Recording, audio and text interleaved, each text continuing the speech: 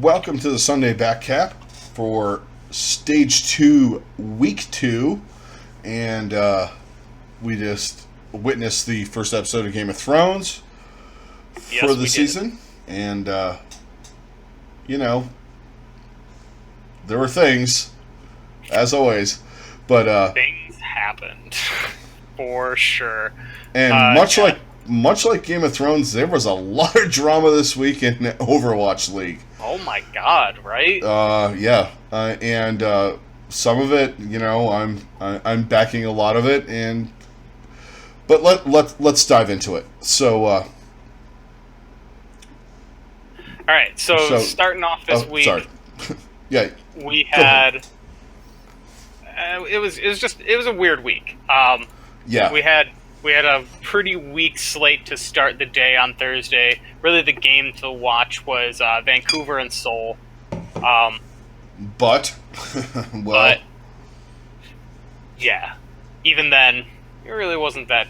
It was pretty lopsided because man, did Vancouver just mash. Well, Vancouver did what Vancouver does. Right. We'll talk about them a little bit later. Friday had the game of the week. We'll talk about that. Oh, definitely. Here in a second. But the Valiant got their first win. They did. So that's big. And then Chengdu lost. Kind of a heartbreaker to Shanghai. Shanghai really took it to them. They did. But they just looked really good. Much like we said, we're going to talk about meta things and all that kind of stuff later. Yeah. And this kind of thing is going to happen if you're a fan of Chengdu or you like the way they play. These things are going to happen. Yes. You're just going to get outplayed sometimes, out-meta'd, or out-whatever. But it seems like there are occasions when, and it seems like Shanghai's getting their shit together. Yes. They're kind of doing we're the OG, and fuck you people. Well, it seems like Guangzhou is kind of taking over for them as the as the joke Chinese team at this point. Woof. All being said about Guangzhou, their schedule's insane. Yeah, it's pretty brutal. But they could show up at some point because they haven't won a map since St. Patrick's Day. We're in the middle of fucking March or middle of April. Before that, even I think it was the 12th was the last time they won a map. A map, not a game, a map. That's ooh, that's rough. Yeah, and I don't even think they've tied a map in that time.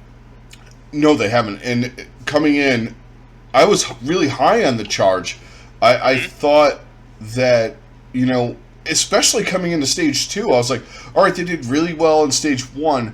They weren't the best 3-3 thing going, but they ran their shit, and they had, Hot Butt playing all this different stuff, and they were doing all this good shit. And coming into Stage 2, I was like, wow, they could be a top 10 team just by the way they were playing. And it's literally the opposite. Yeah, it's really weird. Not good. No. Really bad. They played San Francisco again. Yeah. So that's brutal. And then you play the Gladiators after that. That's even worse. That's a horrible 3-game stretch. Right. San Francisco, Gladiators, San Francisco. Or actually, I think it was back-to-back San Francisco. Yeah, it was back-to-back San Francisco. Sunday. Oh my God.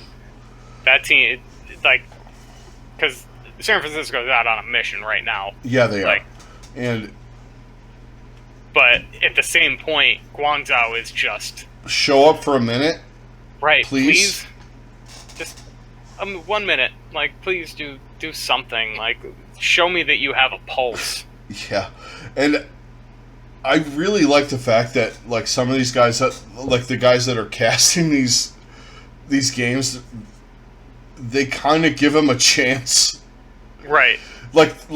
For instance, today, Uber was doing the Mayhem New York game, and he did his best to make it sound like it was going to be a good game, but yeah, they tried. It didn't go great, but they certainly tried. Yeah, but Guangzhou is like a hot mess right now, and they're not looking good. No, not at all. All right, so do we? Go ahead. Then, Saturday wasn't too crazy either. Probably the best game of that day was London and Philly. Yeah. It was pretty close, but London just comes out on top again because Gesture's just a monster, and Profit, ridiculous. I will always kneel to the altar of Profit. Yeah. It's just the way it is. God, he fucking was owning on Zarya in that match. Like, I would like to call Carpe his bitch, but that would be doing anyone that's a bitch a service, because he was absolutely fucking owning. He really was. It was ridiculous. There was points where he had double the amount of damage. Oh, just gross. It's so fun to see Profit playing DPS again. Yeah, because it's just amazing how much he can take over a game. And even watching him on Zarya, he's he kind of has it right now. It's all right, I kind of understand how to do this, so let's go. Yeah, exactly. So then the next game was Vancouver and Houston, and we're going to talk a lot more about this game later. We kind of talk about meta and if you guys have been hiding under a rock at this point, if you haven't seen all of the things that have gone on with this catastrophe, I guess. Yeah. And I dove face first into it because it has nothing to do with Houston per se. No. I mean, it does and it doesn't. It does and it doesn't. For me, it's the league on the whole. Mm-hmm. As you guys know, I'm not the biggest Chengdu fan. Well, was the biggest Chengdu fan. I just like the fact that they go, Honey Badger doesn't care, and I'm going to fucking do what I do. That's what I like. And more teams need to get onto that. We'll get into that whole fucking thing later. Right. And then, so after that, we had a really impressive game from Dallas. They looked excellent that night. Yeah. Dallas. And then we had the Gladiators stomp the Charge again. We talked about that a little bit. Yeah, I mean, not too much Dallas going on. Really we're gonna focus on Dallas a lot. Yeah, Dallas. Note with Dallas was fantastic, and I don't know what it is about Dallas. They kind of do these mutually beneficial trades. I don't understand how it... I don't know how they keep pulling that off. Like the Custa Unco trade, at first you're like, I don't know about that. And then you watch both of them play on their respective teams, you're like, okay, it really works well for both teams. Right, and it seems to be that is exactly the same thing right now. And RCK. Yeah. Yeah, we're definitely going to talk about Dallas. We're definitely going to talk about the Gladiators a lot today. Then in today's games on Sunday, we had Dallas, Paris. Dallas, again, looked really excellent. Yeah. We had Atlanta finally kind of get a win in this stage against the Justice, and they won. They did, but... Yeah. It was did not they? a pretty win, right? Oof. And then Daco's on a milk carton somewhere. Yeah, right? No kidding. Well, it's reportedly he'll be back for week 3, but we'll see. Just going to throw this out there. I know this team that's going all Korean in the south of Florida, not too far from Atlanta, that could use an off-tank. Yeah. That's not a feeder. Just throwing that out there. Fair enough. Then we have New York, just, being New York in the regular season. Well, being the Justice in the regular season, playing the Mayhem. Yeah. That was fucking ugly, man. Oof. Yeah. I tried to do one of those, a VOD thing where I was going to post it on our Patreon page. I recorded it, I might throw it up there anyway. Mm-hmm. But it was just me laughing the whole time. Fair enough. Me laughing at the tanks. Ooh, Yeah. Especially on... Like... I didn't understand how the Mayhem decided that Mecco did not exist on this planet while he was playing Winston. Like, he literally was going in... Like, anyone that's played main tank, sometimes you dive in with Winston, you try and get some damage and dive out. He would dive in, drop the bubble, and they literally wouldn't shoot at him. I'm like, so are we pretending that Mono is like a figment of their imagination or what?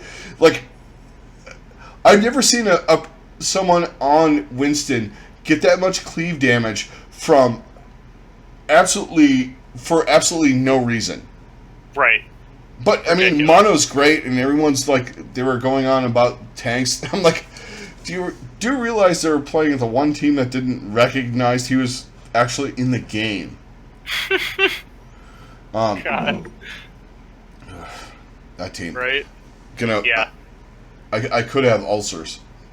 Or I could have to go to a 12-step after the season. Whatever. All right, so let's jump into... There was one more game today, and it was probably one of the more entertaining games of the day. Mostly for the simple fact of... And this is jumping into our games of the week. There was two in particular. This one... Mostly, I'm going to give it to this game, the Battle of LA, because they had such an electric crowd for these two teams playing each other. And, that means a lot. It does. It makes it fun, because it was actually a point that I was going to bring up that, earlier in the week, like, especially the weeknight games, there's, like, nobody there. Right. At least it feels like that when you're watching. It feels like there's 10 people there. But this one did not. This one was this was kind of like last year when it was full all the time. Yeah, for sure. It was just packed to the gills, and it was just so fun hearing the teams go back and forth. I mean, there was been times where it felt a little obnoxious, but at the same time, I kind of liked it. Awesome having that back, and then also just kind of giving you a little glimpse of what we could see when we see some of these teams playing at home in their home arenas. I'm thinking the one place that we have confirmed of where they're going to play is in Philly, and thinking of a Philly crowd fans. Oh my God! Especially when they play New York. And then also, because they're still Philly fans. Ooh, it could get ugly. There might be some boos. Yeah. Just because it's Philly. Just a note to the Philly organizers: do not bring Santa Claus in if the team is doing bad. Right. Oh God. You might want to put a cage around the stage if the team is doing bad when you're in Philly, because their basketball team just lost one game this weekend and they got relentlessly booed. They spent 6 years throwing for the draft, so at a certain point, you're waiting for the payoff. Yeah. For sure. But my God, just thinking of that, and then these two teams, and then it was fun having the crowd go back and forth, because it was basically split evenly, right down the middle. One side was Valiant, one side was Gladiators. So one half of the room has just been devastatingly disappointed the whole season. Yeah. So they were looking for anything to grasp onto. Yeah, exactly. And well, the one thing I do like with this, and I really wish there would be a couple of other teams in North American cities, another New York team, or maybe a couple of Chicago teams, kind of like we have in baseball and well, not football because there's only one Chicago team, but just watching local fan bases go at each other is awesome. Oh, it's my favorite thing. And I grew up in Southern Connecticut, so it was all New York teams for us. Right. It wasn't the Boston teams. Yeah, the Mets and the Yankees and there was like two Rangers, factions. Islanders, that. There was like two factions. It's really weird. You either rooted for the Yankees, the Giants, and the Rangers, and then the Jets, the Mets, and the Islanders. That is like one side of the coin that is just nothing but disappointment. And I know the saddest part is, I know if I was a New Yorker, I would 100% be a Jets, Mets, and Islanders fan, and I would just... Because you're a Cleveland fan, you don't understand what victory is. I know, right? Hey, we got our one in the last, Yeah, well, I was there. I was at the parade. I went. Hey, man, I was there that night. The night it happened, I was downtown. That was one of the most insane moments of my life. Okay, this is a weird work thing, guys. So just I threw it up out there. I had off the day of the parade. I went into the kitchen and I said, I will switch with any of you fucking Cab fans that want to go down there. And no one spoke up, so I was like, fine, fuck it, I'm going. And it was a blast. I actually got bro hugged by fucking JR, so he smelled like weed and fucking Hennessy. It was fucking awesome. Yeah, that's just his normal smell, I feel like. Yeah. J.R. Smith, of course. Yeah, exactly. Anyway. Oh, that was a blast, though. Yeah, for sure. But just seeing some of these home crowds, like, I'm so excited to see it in the next season, and I think this game just really brought that hype to life, especially with how well the Gladiators played, and actually just how well this game played out in general. Like, both these teams the Valiant weren't really bad either. The Valiant were definitely not bad at all. Like, they were in every single fight, every map. Like, they were in it, and that was probably the best game that they played this season. Even above the one that I was gonna say even above the one they won. But I mean, they played well in the first stage. It's just they had a shit schedule. Yeah. And they took New York to 3-2, and I think they took Vancouver to 3-2. I mean, they weren't terrible, but I still don't like their roster. It's just I think it's roster issues, and then it's just like they just don't have like that closer mentality of just like when you get it to the end, you just gotta end it, and like they just don't have that. Yeah, like they have a lot of talent, but they're just lacking that clutch gene and all of their guys. It feels like, but that was something I felt like they lacked last year as well. Well, yeah. And we saw that in the the Stage 4 playoffs and in the finals playoffs too. Mm-hmm. But like they don't have that edge. Like, and I'm going to throw this out there that Boston has. Yeah. That grit, like Philadelphia, New York, even New York in the regular season. Well, and the two stages that they won. Well, all right, yeah. Or like a London, where London just... Well, actually, London doesn't really nut up. They just say, Prophet, fucking do something. Right. It's like... Prophet, save the game. It's like Ash, Bob, do something. Right. Prophet, do something. I swear it's like... it's like that scene in the Battle of the Bastards when Bumper is Gesture is Jon Snow, and he's just like suffocating, and all of a sudden there's a light from the hill, and who is it? It's Prophet, just fucking Prophet burning everybody there. He's like, okay, I can get out of this fucking mess. All right. Right. That's what I get for playing Reinhardt. Oh God. No. But speaking of London, somehow their 3-3 came together a little bit.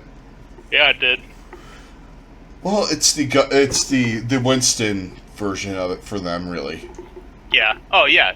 Once putting Gesture on Winston is a godsend for that team. Like, it completely turns their team around from, like, a pretty average to a great team. Yeah. I can't say they're elite. I think they can beat an elite team, but they could also get crushed by an elite team. So, like, they can beat anybody, but they can also lose to anybody. They have to play. They have to play to what they can play. Yes. Which is what everybody really should be doing in this league, which we're going to get to later. Yeah. But the other game of the week that we really want to talk about might have been one of the best games this season so far, except probably the stage one final. Yeah. But probably the best regular season game we've had yet, and that was the Hangzhou Spark versus the Boston Uprising. Holy crap! What a game! That was so fun to watch.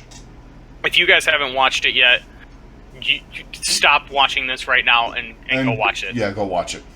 And then you can come back and watch the recording or whatever. But, like, seriously, go watch that game. It's insane. Seriously, guys, that was one of the most well-played games of the year. And they didn't stick to the 3-3 thing all the way through. They used it where it was necessary, which is fine. And the way that the back and forth with these two teams, finally Hangzhou showed up, by the way. That is really what I was waiting for. It was like, they're Theon Greyjoy. They finally fucking got up off the ground and fucking punched somebody in the face. Right, like the couple of games, to go their Game last of Thrones. couple of games was him just sitting in the cell and just being like scared, like, I can't leave. I can't leave. Ramsay will kill me. Yeah. And this one was when he was getting the shit beat out of him in the face on the last episode of last season, and then was like, "Oh, you kicked me in the nuts? I don't have any of those, motherfucker. Here we go. Exactly. I'm gonna fucking punch you in the face." And finally, Hangzhou showed up. Yes. I was so happy about that because it's like one of those things where you're like, okay, everybody's been talking shit about all these Chinese teams, and they're like terrible. Yeah. Except for Chengdu, which is the one that everyone thought was going to be terrible. Right. Like, that was the one that, coming into the league, everyone expected to just be horrible. Yeah. And everyone expected Hangzhou to be amazing.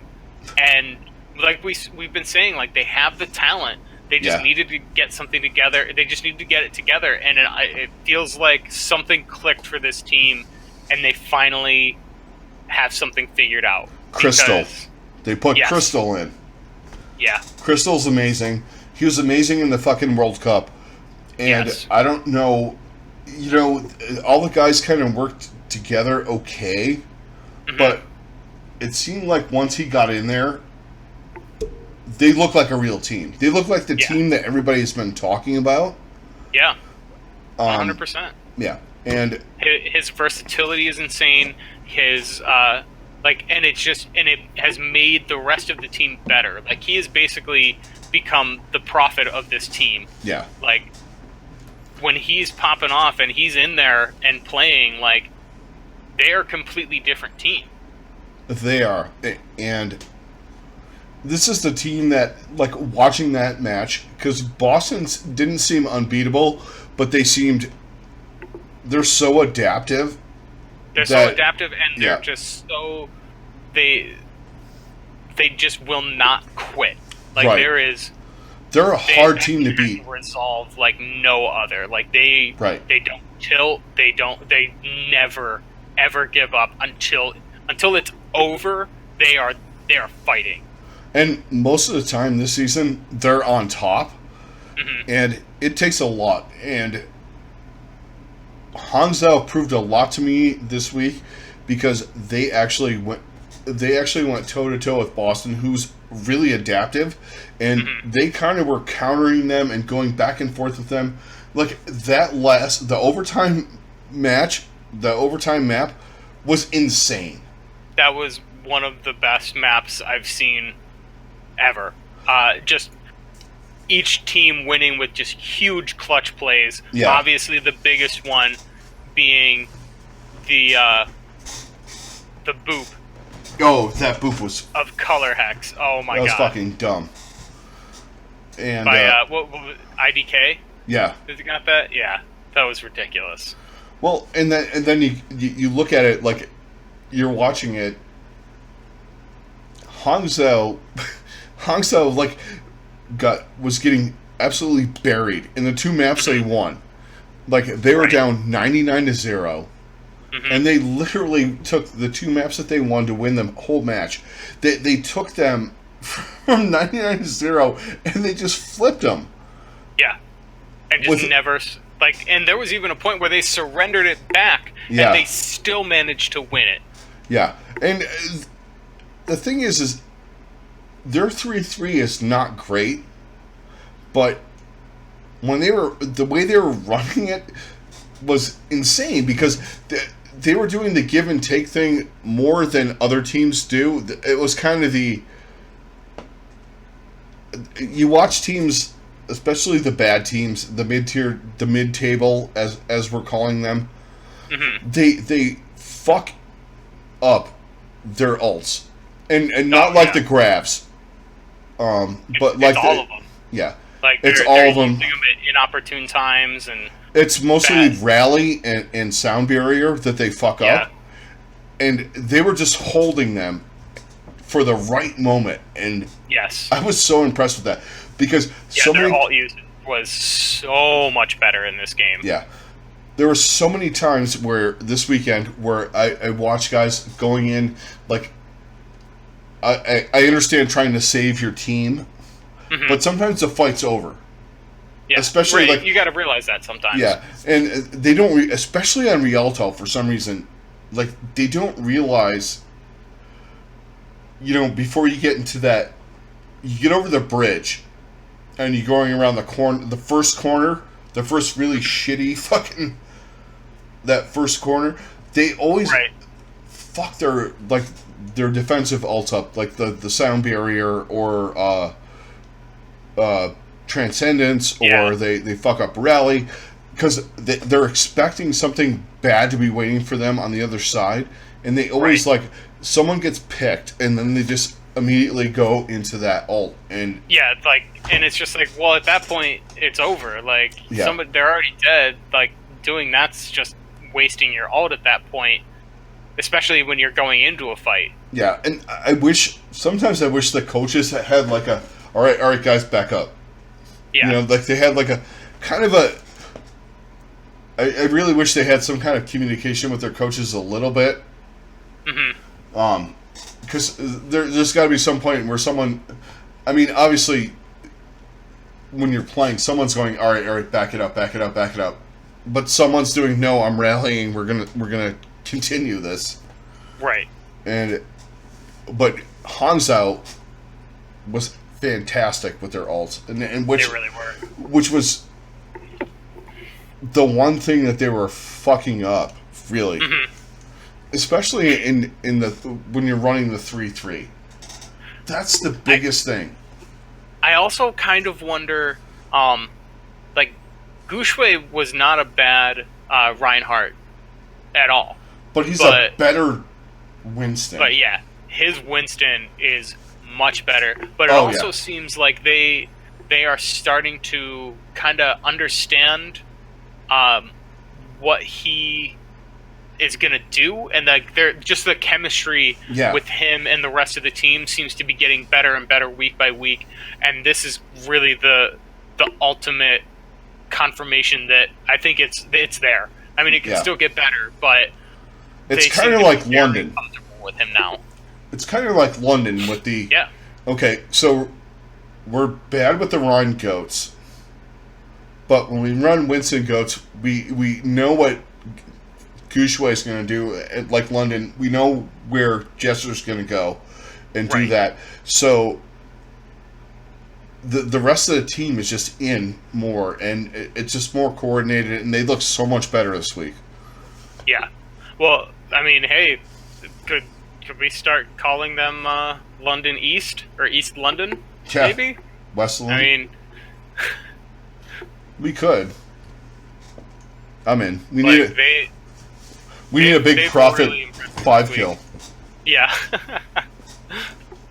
Yeah, this game was huge, and it was, and like we've talked a lot about. There's nothing to take away from Boston. No, Boston played fucking amazing. RCK continues to just he's the best Sombra in the league. At how good he is and how impactful he's been for this team. Oh, especially with his Sombra, he's the most intelligent Sombra. Oh yeah, for sure. But his versatility, his D.Va is really good as well. When he is actually playing D.Va, he's still fantastic, and he's been. I'd never thought that Boston would trade Note, or that they'd get a player that is somehow more effective for what they're trying to do than Note was. That's the craziest thing. Me either. I thought that.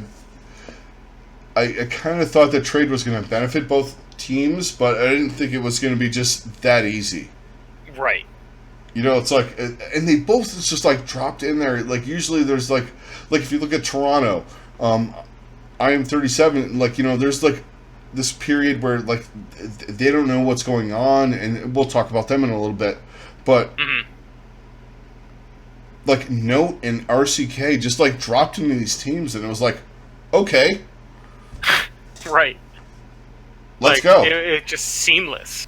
Yeah, and crazy. Especially Dallas, it was they got better. Now, granted, we kind of talked about this a little bit. They did go into their first match with a month to prepare. Right, for sure. Unfortunately, Toronto ran into 2 teams with that, but yeah. So do we want to dive? Yeah. So let's jump into our teams. So we have our weekly segment of the good, the bad, and the mayhem. So we know where we're at with the bottom. Yeah. So let's talk about the good right now. First team I want to talk about is the LA Gladiators. Yeah. This team is on a roll, and I don't see anybody stopping that train anytime soon. No, I don't either. I really want to see them I want to see them in Vancouver and San Francisco hash it out.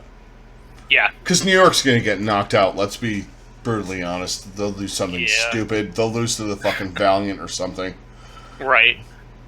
They'll lose in the playoffs to Dallas. And I'm not knocking Dallas right now, so I'm just throwing it out there. Right, but this team they are just playing out of their freaking minds. They seem to be connecting really well with Roar. Big Goose and Shaz still continue to be one of the best support duos in the league. And Void is looking stupid too. Void has been a monster. And then, Decay just being an absolute madman. They're amazing because to me it was you're looking at it, you're all right, we had high hopes for them, and then they just kind of fell off a little bit. Mm-hmm. But it's they tweak 2 or 3 little things, and they're just back to where they were. Once again, it does seem that this is another team that really benefited from Winston being a better main tank, because that is, and not to say that Roar wasn't a good Reinhardt, but his Winston, again, just like all these other guys, it's ridiculous. His Winston is so good. Right, because most of these guys, honestly, they spent probably a good 6-8 months playing dive. Right. So their Winston is out of this world.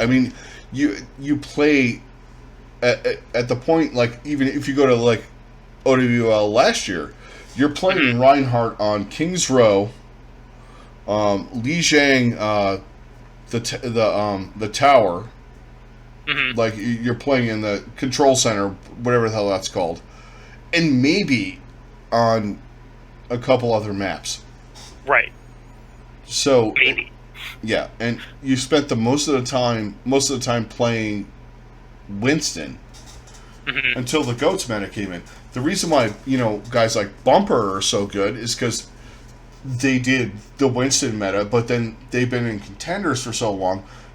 For the last, when everybody in OWL was off, they were playing playing Goats. And they were playing Ryan. Yeah. And, well, that's the thing is I don't think Bumper is going to... He's not going to... It's going to be seamless, whether he's playing Reinhardt or Winston. He's good on Winston, honestly. too. I mean, it's not... Winston's insane. But, no... It's not as YOLO as this fucking Reinhardt. Yeah. No kidding. My God. I'm sorry. Just for a minute. That, minute stretch against Seoul on Eichenwald by the bridge... He just went fucking ham. I don't even know what he was doing. I was like, shatter, 5 people, shatter. Where the... It's like... Charge, 2 people. Yeah. Like, shatter, fire strike. Oh, I have my ult again, another shatter. It was fucking just insane. Yeah. I mean, he does get a lot... I mean, he does get a lot of the resources, but so does Jonak for New York because he's a fucking he's fucking awesome. I mean, right? Why not give your best player? I mean, how do you not give that guy everything he needs to just be a monster? If he's gonna go in there and no one's expecting him to just start fucking swinging the hammer and mashing everybody, fucking keep him alive with everything it takes. We just have to sit back here and just throw fucking orbs at him. Do I need to use Graph? Nah, Bumper killed everybody, so... Yeah. Right. But going back quickly to the Gladiators, this team continues to impress me, and it seems like they've figured everything out. But let's move on to the next team. We can talk a bit more about Vancouver, because my God, this team just continues to show that they are insane, and I don't know who's going to be able to stop them. Literally the only other team is San Francisco, and they came close, but at the same time, I feel like this team just keeps getting better. They do, but the one thing that I keep going back to is everyone's playing, and I'm going to sound like Monte Cristo. Mm-hmm. Everybody's playing into them. You're trying to mirror them. Do what you do best. The couple of teams the only team that can goats with them, I would say, would be New York, San Francisco, and at this point the Gladiators. Mm-hmm. But the other teams, don't go goats at them. Yeah. Oh my You're God. just asking for trouble. Just do what you do good. And so one thing about this game that drives me fucking crazy is that we're not going to play what we're good at. We're going to play what everybody says we should play. Mm-hmm. All right. And we are going to go more into that. We're definitely going to talk more about that. But as far as Vancouver, they're still... whatever you're gonna run, you're gonna be in big fucking trouble. Right, that's the scary part. This team is just terrifyingly good because it's if Bumper's not getting 3 shatters in less than a minute, then you've got Janu. You've got Janu just getting ridiculous bombs. You've got Twilight playing an insane Zenyatta. Oh, and he's a god at Ana as well. I love the Ana play this weekend. Oh, that's been my favorite part about well, this. Yeah, you're pretty much an Ana main at this point. Yeah, I really have become one. Yeah, I've fallen into the Chengdu. I'm a wrecking ball main. By the way, getting that high roller skin because I gotta have the sunglasses. Yeah. From the new event. Hey, maybe we'll do a run and stream that or something, guys. Yeah, maybe. That'd be sweet. Yeah. I gotta play Genji or fucking Tracer. If you guys want to see comedy, watch that. Oh God, right. But yeah. Anyway, back to reality. Let's dive into the last team that really impressed us this week, and that was Dallas. Dallas was fucking on fire, man. They had so much time to prepare for these games this week, but honestly, I don't think it would have mattered. No. If they'd have played the first week or not. Like, it helped them get Note integrated, but man, how seamlessly that guy has fit into their game plan is he was the perfect fit. Absurd. Yeah. And it was kind of like we said, kind of like, man, Oj and fucking Note could be a really devastating tank duo. They really might be. Like, Oj, this was Mecha one of the Mono most dominant performances I've seen from Oj yet. And that's saying a lot because he's had some really good performances, but like what Note does for him in peeling and all of that, like, it just opens up so much, and it just gives him all the room in the world to absolutely shred. Yeah, and we said this at the beginning of the year that Oj is probably one of the top 4 or 5 tanks in the main tanks in the league. Mm-hmm. We really never saw a bumper on this stage or anything like that. Right. You know what I mean? Or Gushway. But that doesn't mean that Oj could be better than both of them, honestly. Right. And I'm going to throw that out there, and I don't care if people hate me. Honestly, with the way he played this weekend, it's very possible. Now that he's getting some proper support around him, it's very, very possible. And they're a scary team right now because Note was exactly what they needed. Yes. Because last year, if you guys remember, I mean, Seagull was great on D.Va, but he had the DPS mindset of D.Va. Yes. And whereas Note is the exact opposite of that. He is an off-tank in the purest sense of the word. Yeah. He knows how to peel. I mean, not that I'm not knocking Seagull in any sense. Definitely not. But he's one of that's just not Seagull's mentality. Is, I mean, he is definitely a team player, but he's not as defensive. And like, that's the thing with Note is like, he is defensive when he needs to be, and he's aggressive when he needs to be. Exactly. And like, his just timing with those things is perfect. Yeah. And like he's just a guy that has played so much D.Va. He just knows every just minor little thing that he can do to give himself and his team an advantage with her. Yeah. And one of the biggest things with Dallas is, honestly, even at Dallas fans, and I'm going to throw this out there, the unexpected, insane play of AKM. Mm-hmm. He has been an absolute god for them. Yeah, he really has. His Sombra's been decent, as good as they needed to be, but he's been carrying this team a little bit too, and I think it's awesome because he got so much shit last year for the Genji blade and all that. That was all fucking, that guy. Right. KY. Oh God, that guy. Yeah. But it was fun to it was fun getting to see AKM branch out a little bit too. We got some. We've never really seen him play Pharah, and his Pharah was really good. Yeah. So getting to see that was awesome. And then seeing that alongside OGE on Wrecking Ball was, oh man, that was awesome. Hey, look, I'm a big fan of the Wrecking Ball Pharah plus a DPS of your choice, McCree, Soldier, Ashe, whatever you want to run with that. I think that's a really viable comp.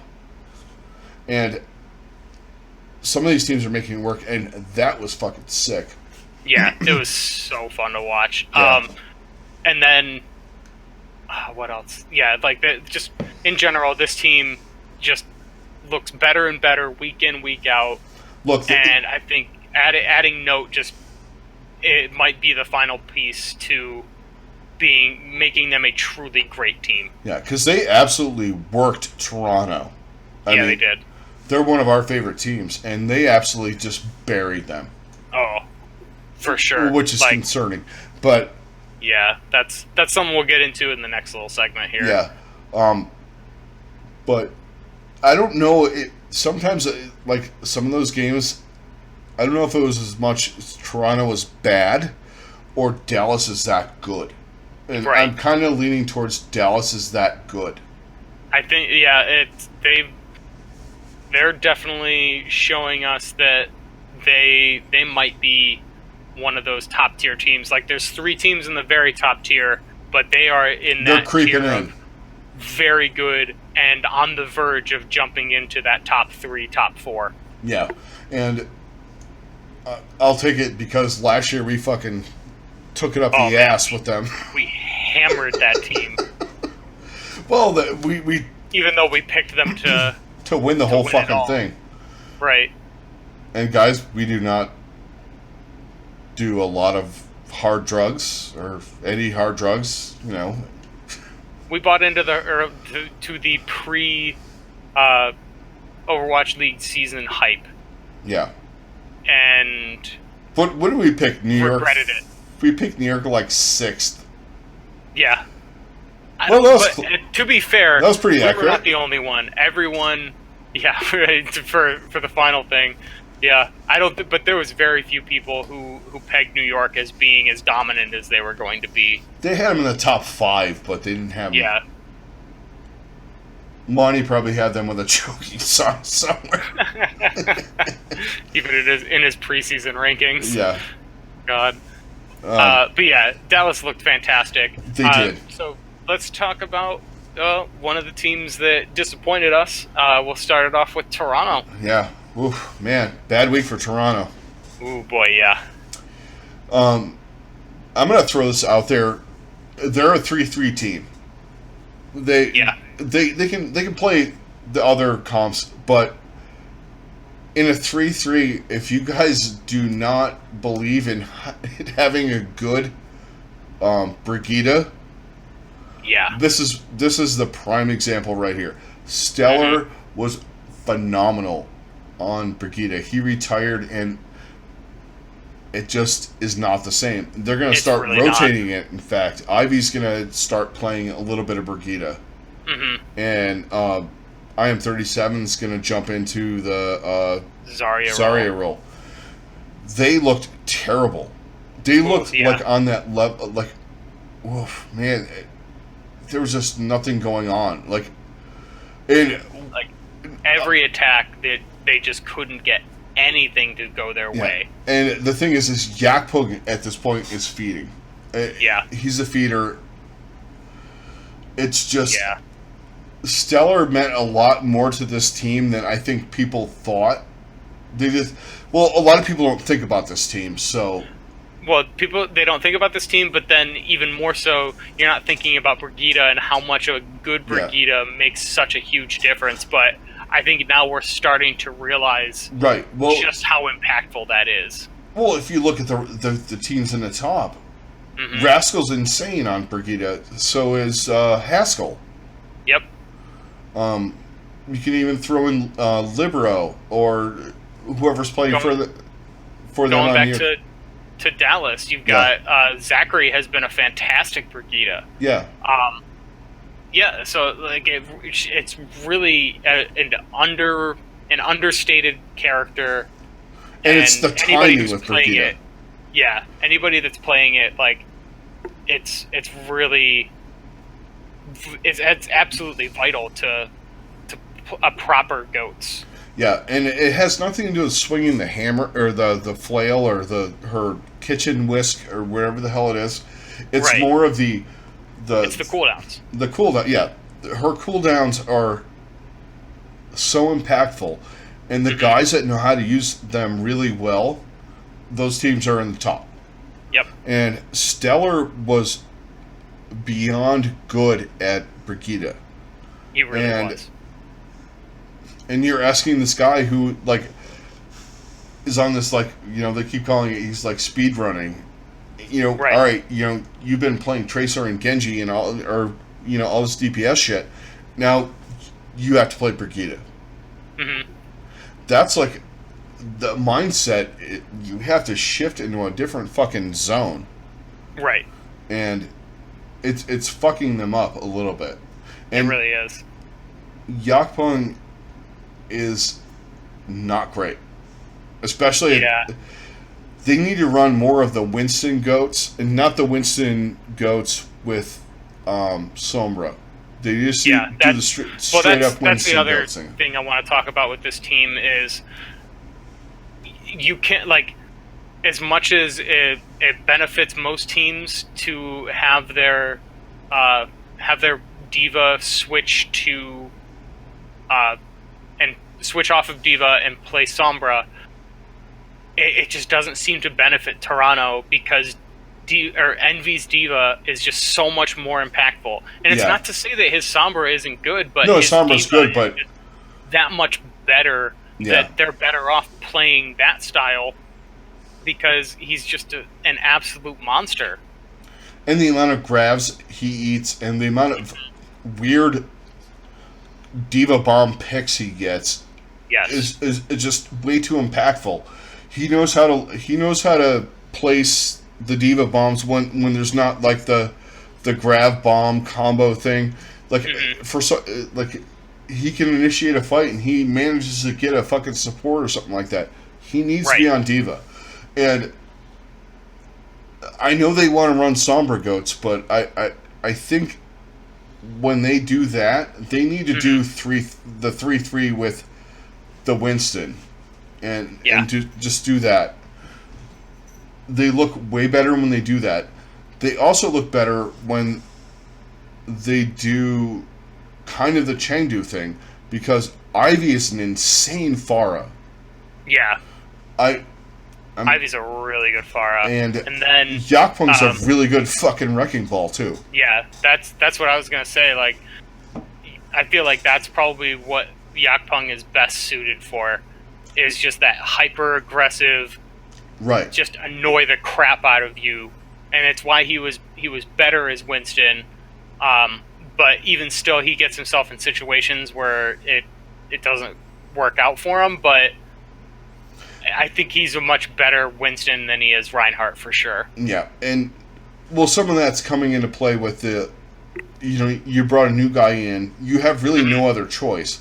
You have him and Asher, who I kind of would have liked to have seen, like, as kind of a fan. I would kind of have liked to see Asher in a little bit more, because he's got a good Brigida, and bring IM37 in and kind of integrate him just to see how he does, instead of just going, all right, dude, you're in. Right. Besides the fact that dude he's 6'2" and his hands are like the size of a fucking child. I'm sorry. Right. Like, he was on the desk, I'm like, oh my god, he's like a giant with like baby hands. What the fuck is this? Anyway, but I would have liked to have seen that a little bit more with them. I'm a little concerned, and at the beginning of the week when we did our preview kind of thing, it was, this is a big week for Toronto. What are they going to do? And they went 0-2.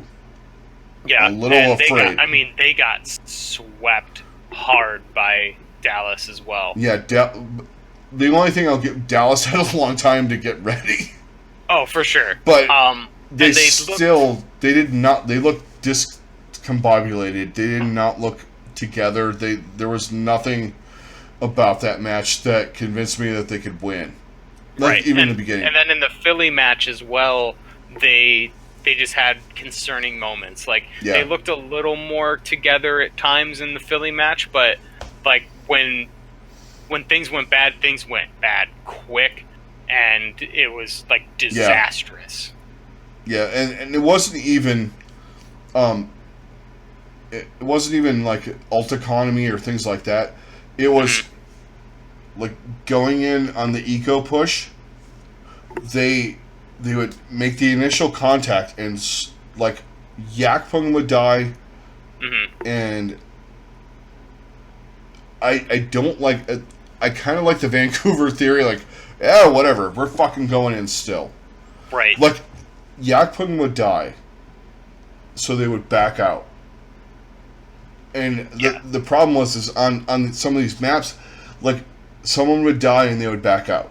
Someone would die and they would back out. And they're just, like, wasting clock time. Yeah. You can go a 5v6. Someone just needs to do something. Mm-hmm. It's not... You don't always have to back out. Yeah, it's not always we're at a disadvantage, we're not going to fight. Screw it, we're done, yeah. Alright, so let's move on. We talked a lot about Guangzhou and just how bad they are. Yeah. That's another team that really disappointed us this week, so I don't feel like we really need to get too much more into them. And we talked about them a little bit last week. They're just a mess, and it's kind of sad, because, like... It is. And what it is it's what we're going to lead into here. They're trying to do what everybody else is doing, which is not what they did in Stage 1. Right.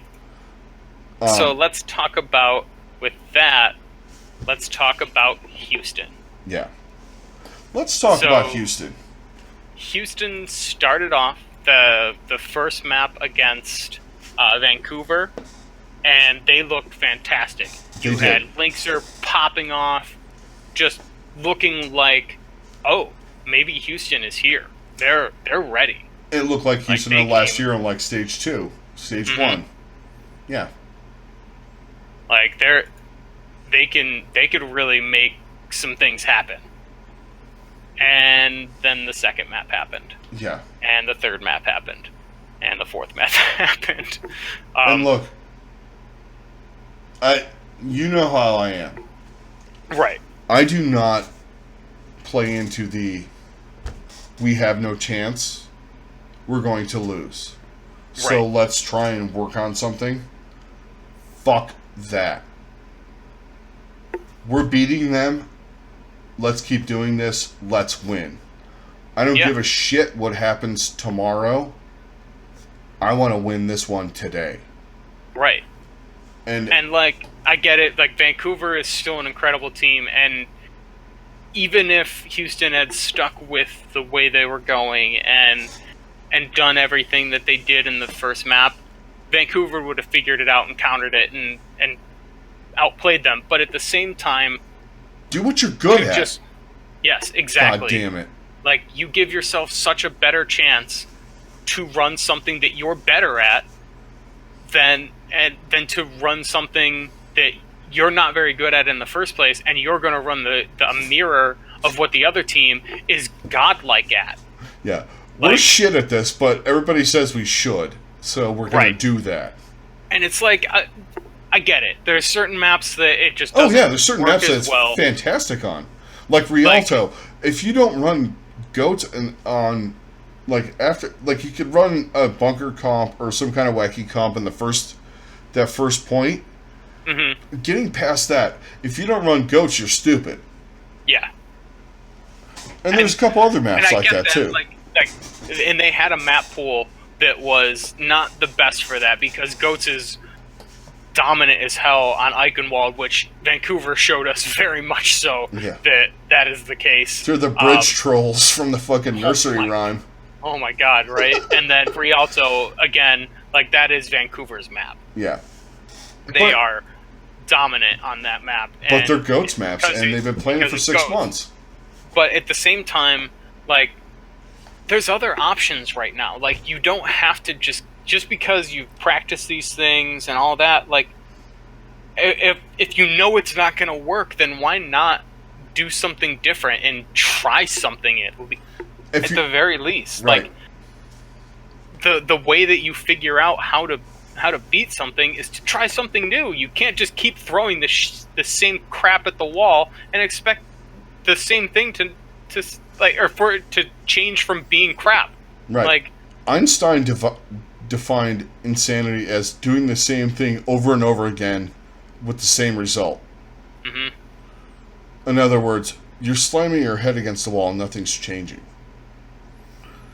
And my point with this is, and I'm going to defend Chengdu, they're like, look, we are terrible or mediocre at best at goats. And I don't even think they're that, but I think They know that they're better at other shit. Lie in other ways, and they don't have to. I mean, obviously they came from China, so it's a little bit different because they just played the game. They just play the game. There's not like a set meta or anything like that. Or the meta is definitely just different, and the way that the game is played is different in China.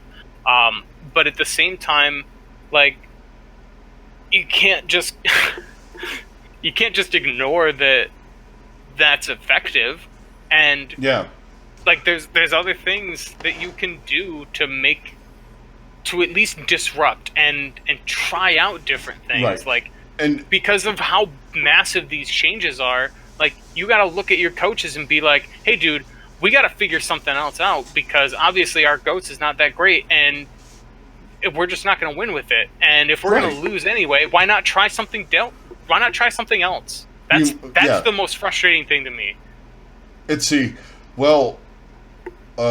Everybody else runs this on here, so we're just going to die. Right. Because like, that's what we're supposed to do. But there's certain things certain factors that make it even more effective in certain places. But if you know that going in, say screw it and just try something different, because that's how fucking GOATs started in the first. Anyway, right? GOATs started in the first place because a bunch of dudes playing fucking contenders were sick of getting dove on. Yeah.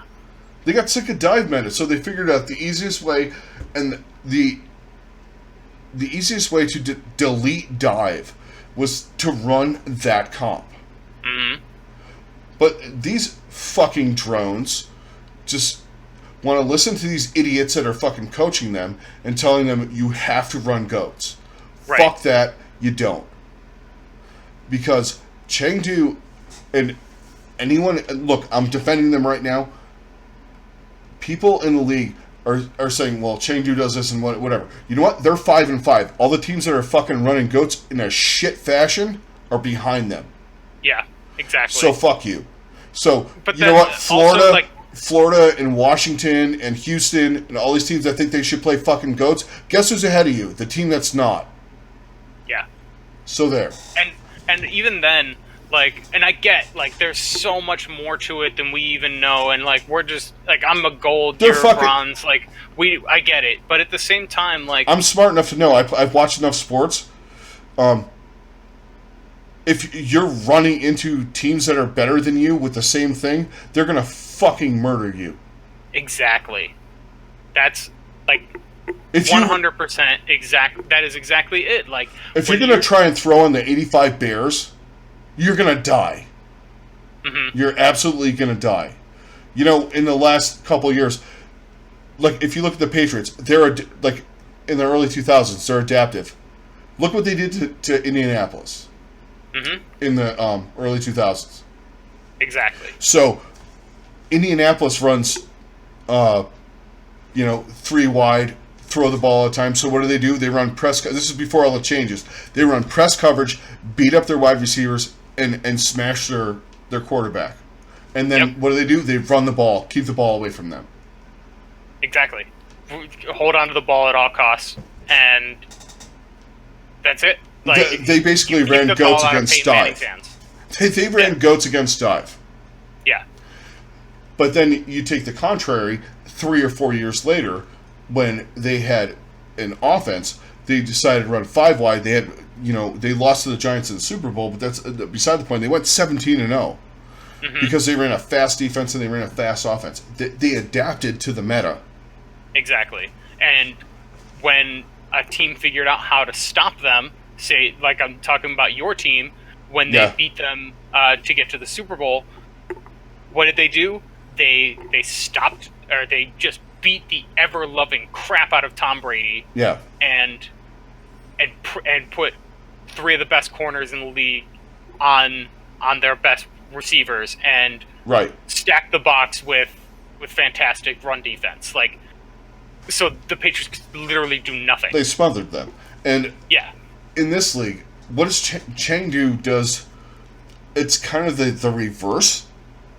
Where they're running the run and shoot offense against these teams that are running some kind of, like, 4-3 defense where they're like, what in the absolute fuck is going on? There's way too much motion, there's way too much movement, there's way too much going on. Exactly. And that's their meta. Right now they're running regular season Andy Reid offense. Yeah, exactly. Where people are just like, wait, well, what? That guy just went there, and that guy's lining up to go wide, and then Mahomes is throwing no-look passes. Yeah, exactly. But yeah, it's like that. And the thing is Houston could do something different, but it's and if I know no one from Houston's watching this, but if you are in the mindset going into this game, we're gonna fucking lose anyway, well then fuck you. You don't deserve to be on a team, and you need to figure out what the fuck you're playing for. Yeah, because that is 100% losing mindset, and it is cancerous to any kind of culture that you're trying to build. Yeah. I don't care how we're probably not going to beat them. Family you are and all of that. Like when you're going into a game with, well, our best chance to beat them is to just copy them, and even though that's not what we do best, it's still our best chance to beat them. Like, is it? Is that your best chance? Because it'll help us learn to play worse teams. Okay. Well, that would be 3 teams right now. So right. Exactly. Nut up. Yeah. Adapt. Like, and I respect Jake a lot, but like it's bullshit. It's just getting to a point where it's like, dude, stop justifying. Yeah, stop trying to justify it. Like, I get it. Like, we're just freaking plebs that talk about a professional but at a certain video game. But at the same time, it's just like I've seen enough in sport and all of these other things to know, and this league in general, to know that like you're not going to make anything. You're not going to change anything by just doing the same thing and bashing your head against the wall.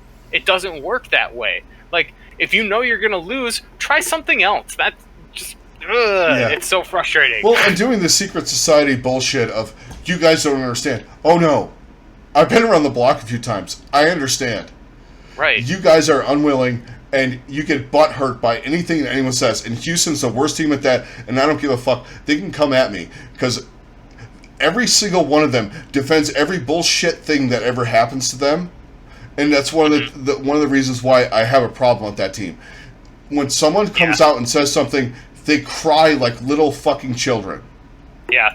And then the next phrase after they cry and people throw good things like, you know, reasonable takes back at them, it's the you don't understand. Right. Okay, 14-year-old, go back to your room and listen to fucking Good Charlotte, all right? Shut the fucking door. Because you know what? Right. You're just... No.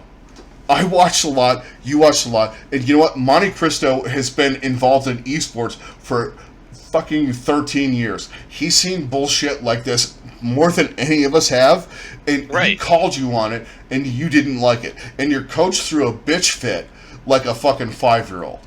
Right? Oh, God. And it made no sense. No. It was just like, fuck you, you don't understand. Okay, you gonna cry until you get your ice cream? And it's just like, okay. There's a reason why 14-year-old girls like this team. Right. Like, believe me, I'm not anywhere close to a professional. Oh, no, I'm far from it. Right. But at the same time, it's just like, that's just a basic concept of, like, if you know... Life? Yeah, of life. Like, you got to adapt. You have to adapt to survive. Like, if you want to get better, try something different. Because obviously what you've been doing hasn't been working, so what's it going to hurt to try something new and try and figure out what the new meta could be, or what your meta could be. And that's the biggest thing that I wanted to talk about is, like, how can some of these teams realize that, like, it's your meta. Exactly. Like, figure out what your team can do best and just play that. Yeah, and you know what? There are certain times, you know, you have to play 3-3. You have to play dive. You have to play bunker comp. Mm-hmm. But for the majority of the time, like, Chengdu and I'm going to go with Vancouver. Vancouver knows they are the best 3-3 team. Come at me. Right. So they don't need to figure out a new meta. Right. It's something we talked about when we talked during the roundtable. Like, the team that changes the meta is not going to be one of the top teams. No. Because they already are playing this meta at a top level. So until somebody beats them with something else, why should they change? Well, yeah, exactly. Like, until it has to be a team like Houston who says, "Fuck this. We're tired of losing. We know we can't beat you this way, but we're going to beat you this like we can this way." Yeah, exactly. And that's what it's going to take. And having this just baby mentality of, well, it was the only way that we could do it. Just fuck off, man. Like, well, then you're dumb. Yeah, exactly. You're a fucking. You got to figure out something else. You're a fucking moron. And someone could clip that and throw it out there. I don't give a shit. Throw it to Houston, throw it to Flame, throw it to Jake and Muma and Raucus and everybody else. You're fucking dumb. Because if you can't figure out a different way, you're fucking dumb. You're not. Then why? You're not trying. Yeah. You're conforming to something that, you know what? Yeah, things work. But if you can't do it, right? There's like with all the changes there are, there has to be something that works that makes it. Yeah. That just makes it either obsolete or is at least better or more effective than just playing mirror. At certain points. Yeah. There are certain ways to beat that, but no one wants to do it except for Chengdu. Right. And occasionally other teams will try it. Mm-hmm. And for the most part, some of those teams have done very well with that. Yeah. And that's it's point to point, too. It doesn't have to be all the time. Right. And but then at the same point, it's similar to what people say. Obviously, it's not quite as similar, but like when you're looking at like lower tiers, people always say just play what you're best at. Yeah. And that's what some of these teams need to do. You just need to say, screw it. We're just going to play this, even if it might not be the most effective thing against this. It'll still be more effective than running the exact same comp because we're just going to play that worse and we know it. Right. And you at least give yourself a chance when you try to do something different. Yeah, and one of the stupid things is they don't think that because they're afraid to try it. But like in our elos, we try it because sometimes we don't have a choice. But right. But I mean, how many games did we play where we were running Wrecking Ball? You were on Ana, and we had like a Genji and a fucking Ashe and a right. And we absolutely rolled a team that had 3 tanks, like murdered the fuck out of them. Yeah. It happens. You can do it. Right. There are ways, and it's just like obvious. Like we know, like this is not. We are not the same as many of these teams, but but there's think ways outside to the box. figure it out. Yeah, exactly. You got to think outside the box and just try something new. Even if you get slaughtered, you're still gonna get slaughtered. Then why not try something that you might find right. gold. Like you really might, and the only way to do that is to try it. Exactly, and no one's willing to try anything. Mm-hmm. Especially right. Ashe, because yeah. she's still at 0 pick rate, which right. Well, it seems very strange to me. I really feel like I think it's they could get some effectiveness with her damage over time. Yeah, the Dynamite's more effective. I think they're looking more at it from the. She's not a good McCree, and she's like a half McCree, half Widow. Right. So they would rather have Widow and McCree. Right, they'd rather have McCree because then you get the stun, or they'd rather have Widow because it's a guaranteed with a headshot. It's a guaranteed kill for most characters. Right, but I feel like there's got to be something with her that could make her more effective. I always thought she was good at stopping those bunker comps, especially with the Dynamite. Yeah. And Bob. Bob is not necessarily from a damage perspective, but from a disruption into a bunker comp. Mm-hmm. Like, he throws people up in the air and he's shooting, and it changes your concentration, and the actual other teammates can move around and do things. But apparently they know something we don't. Like, goats is the only thing, whether, you live in, if you're like Florida and you can't fucking, use an ultimate. Right. If you guys want to see that, I tried to do a VOD of the game today, and I stopped after 2 maps.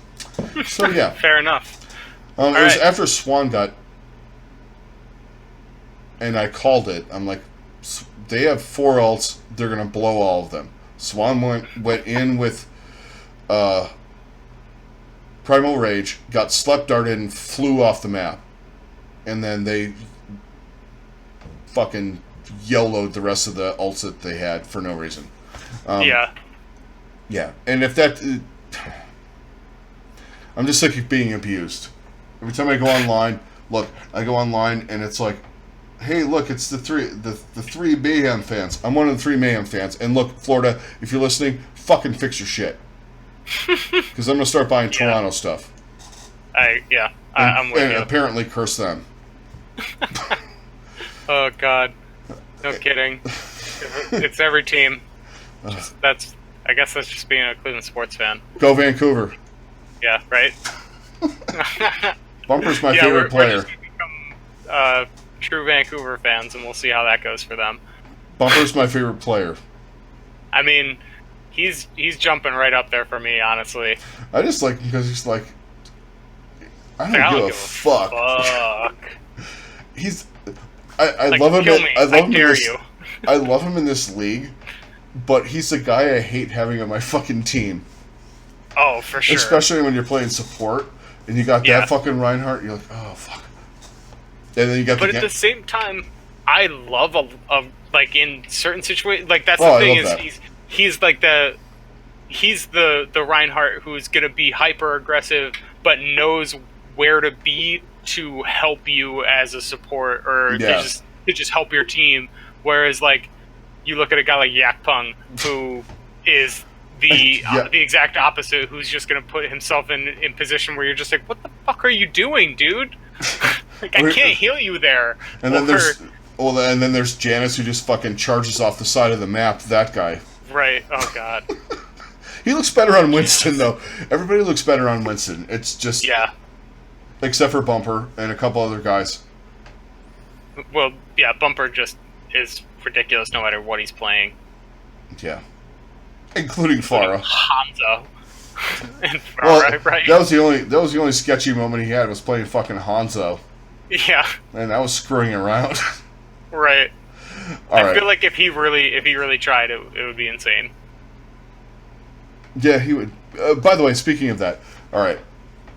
We didn't talk about Atlanta. 2 seconds on Atlanta. Oh, yeah. I'm afraid of Atlanta right now. They're scaring me. I'm very... They need to do something with Daco. Yeah, they got to figure out the situation, because he is clearly a huge part of that team, and him not being there. He's also a fissure right now. Yeah. I almost think it would be better for them to part ways with him, because Fried seems to be melding in pretty good. They seem to be more of a Western team anyway. Yeah. And he seemed to have a problem from the beginning with the supports and all that. That's a red flag. Yeah. For sure. But they looked a little bit better against Washington. I don't know how to say that. Yeah. They didn't yeet 9 million grabs, so that was all right. Yeah. It was only like 2 or 3. Yeah. But that being said, he was playing Hanzo. He had a couple of good Dragon Strikes where he split. Mm-hmm. And they were doing some good stuff. See, that's why I like some of the DPS, yeah, it's easier to predict and sit there and contemplate with goats. Like, okay, they have, Atlanta has Grav, Bomb, and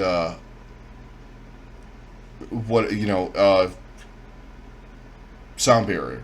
Mm-hmm. But Washington only has, the only thing they have to protect that is they have Rally. So let's see what happens here. Yeah. But like when you have like the DPS, you have Grav, and then you have Dragon Strike, and then you have like all this other shit going on. Some of that stuff, I like some of the strategy of that too. And he split them, and I think they did an Earth Shatter into it. Actually, it was the one where Erster had like a fucking 6K. Mm-hmm. Did you see that? Ridiculous. That was awesome. And it was Tracer. I mean, it was like... Yeah. Oh my god, that was one of my favorite plays this week. Yeah, I miss it. Freaking Erster was ridiculous. He got 4 with his Pulse Bomb, and then he cleaned it up with melees on the last 2. Like, most of the clip, and then a melee to finish it off. Ridiculous. Still, Jonak. Right? We're going to our place of the week, guys. The Jonak 5-kill on fucking... Yeah, the Jonak 5-kill. I just like how they just all back... I don't know. I mean, that was insane. The Jonak 5-kill was insane, but I still think my full-on play of the week was 100% the last minute of Bumper against the Outlaws. Oh, God, that was stupid. Was, like, I could seriously watch his point of view for, like, I could just watch that in an endless loop. Like, that was one of the most ridiculous things I've ever seen. Yeah. He just was swinging the hammer, then, like, everybody else, like, kind of plans their Earth Shatter. He's like, I'm going to get another one in a second. Fuck it, man. Right. Like, he kind of they kind of hold on to it, and they're like, a little too or just keeping conservative waiting for the shield to go down. He's like, fuck this, I'm getting another one in 2 seconds anyway. So right, like I'll have mine in a few minutes here. Give me a sec. That was stupid. I mean, both of those plays were insane. Yeah. I mean, and Erster. I mean, there was good shit going on. Some of that stuff I do miss. Yeah. I miss some of the hard carry takeover stuff from last year. Like, where you're going, holy shit, X did this. Or, you had the things where, someone would take over on Far, someone would take over on Tracer. Jonak could do whatever, insanity he does. And honestly, it makes me a little sad because, like, seeing Erster do it, especially, like, wanted just one stage where we could have seen that from Defran. Yeah, I know. And I really wish I wish he could have stuck it out for at least this stage, because I feel like if he'd have been there, he'd have been like, guys, what the fuck are we doing? Why aren't we just playing what we want now? Like, I feel like he would have that mentality. Yeah, let's just go do it. Like, fuck it. I'm playing fucking Soldier. I'm gonna play Soldier. I'm gonna play Tracer. I don't care. I'm just gonna go. I'm just gonna pop off. And like, I feel like they would have been the team that changed the meta, because they have a guy. They would have a guy like Defran that would just be like, you know what? Screw this. We're playing this because we think it works. Well, the thing is, and we're gonna close this out in a minute or two, but everybody's afraid. Yeah. Exactly. Stop being afraid. What? And to all the teams in the middle of the fucking pack, what are you afraid of? Losing? Because if you're already doing that. Right, exactly. At a fucking alarming rate. Yeah. So just play what you're good at. Mm-hmm. Like Houston, it's like the last team that should be talking about, like, whoa, we're playing the meta. Oh, really? Like everybody else in America playing the meta. Like everybody else in your fucking state. Right. Anyway. Yeah. I'm getting into territory I don't want to get into. Okay. But you know what I mean. It's like... Yeah, for sure. The people that are justifying it are the people that are terrible at it. Mm-hmm. When you're defensive about something, you're automatically wrong. When you're defending yourself that much, you fucked up. Yeah, exactly. It's general relationship. Yep. my wife says something and I'm that defensive, I fucked up somewhere. Which is not, out of the realm of possibility ever. Yeah, right. Anyway, so we're going to wrap that up, guys. So, sorry we didn't hit you with the picks this week. I had work things where I wasn't available at the right times to do stuff. Anyway. Well, we'll get them out there next week. Yeah, we're going to get them out there. We were shorthanded. We had a lot of stuff come in. I'm in beer and I deal in beer and wine, and springtime in Cleveland means there's a lot coming in. Yeah. Especially pink wine and all the beer, because we want to get the girls with their pink wine in the summer, and the guys all want their beer because that's the west side of Cleveland. It's 1950 fucking America. Basically. Pretty much. Or at least 1985. White snake's still popular here, guys. It's true. On that note, anyway, guys, so we're going to have a regularly scheduled week. We're going to hit you with some, with our power rankings. We'll do our picks, hit some featured matches that are going to come up. Especially now we've gotten in a couple of weeks in the meta where we know where teams are going or not going or whatever they're doing, which is pretty much the same.